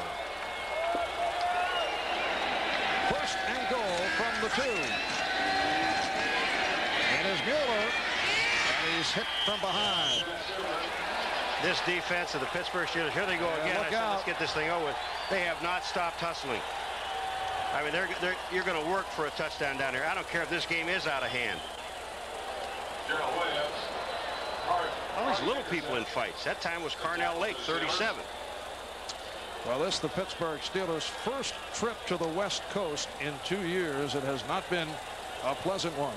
Marvin, one of the biggest problems, again, I talked about going into this game that the Pittsburgh Steelers in 2 games offensively, 166.5 yards per game. The only team in the National Football League offensively under 200 yards a game. With the performance today, if the Steelers do not get the ball back, adding today's in, they'll still only average 180 yards in 3 games, and that's you just can't win doing that. This is a 2nd and goal from the Delay of game, offense, number 13, 5-yard penalty. Repeat, 2nd down. And another delay of game. A full house look being shown here by the Raiders. Jamie Holland has entered the backfield as a deep man along with McCallum and Mueller. And here, before the real fight breaks out, Jay Schroeder, take a knee and get out of here. It has been the work of the Raider defense today that has done it. 6 sacks, 2 fumbles, 1 interception. And the Raiders are not looking to rub it in as they just sit on it for the final seconds. So Art Shell not going for the extra points. The Raiders defeat the Steelers by the score of 20-3. Pittsburgh drops to 1-2. Shell now 8-0 here in the LA Coliseum as his club goes 3-0. Marv Albert with Paul McGuire saying thanks for tuning in. So long from the Coliseum in LA. Now to NFL Live.